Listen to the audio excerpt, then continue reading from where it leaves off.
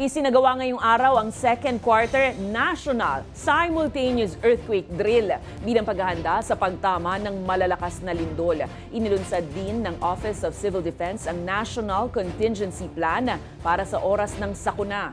Alamin sa balitang A to Z ni Kim Salinas. Libo-libong individual mula sa iba't ibang ahensya ng gobyerno, paaralan at pribadong sektor ang nakiisa sa second quarter national simultaneous earthquake drill. Ang unahing layunin ng drill na maitaas ang kahandaan ng publiko sa banta ng malakas na lindol. Inilunsad din sa Campo Aguinaldo ang Harmonized National Contingency Plan para sa anumang sakuna. At ito, every agency as a whole of government, meron ng kanya-kanyang tasking. Even the DSWD, naka-preposition na po yung mga food packs. Kasi sigurado magugutom po tayo doon.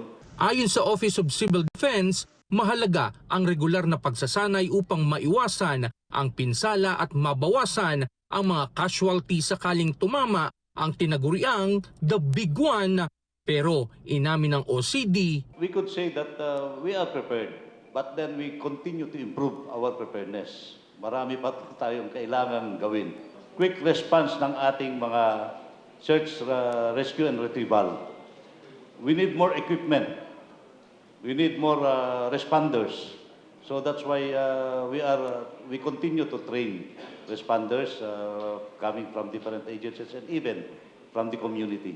Kabilang sa paghahanda ng Department of Interior and Local Government ay ang pag-inspeksyon sa mga gusali sa National Capital Region. Meron na tayong tool na nagawa. Ito ang tawag na Harmonized Infrastructure Tool. That's what we are doing right now in terms of checking yung mga critical infrastructures ng local government units. Tinitiyak din na bawat lokal na pamahalaan ay may contingency plan, hindi lang para sa lindol kundi pati sa ibang kalamidad gaya ng mga bagyo.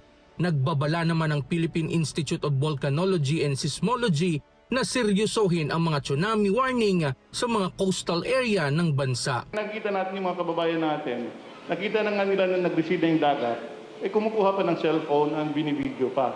So siguro yun, isa yan sa mas dapat natin paigtingin pa, yung awareness ng mga tao living in coastal communities. Kasi kung bumalik yung dagat as tsunami waves na mataas. Paalala din ng mga otoridad na ugaling inspeksyonin ang mga kabahayan upang matiyak na matibay at maayos ang konstruksyon at magsagawa ng pagkukumpuni para masiguro ang kaligtasan. Para sa Balitang A to Z, Kim Salinas.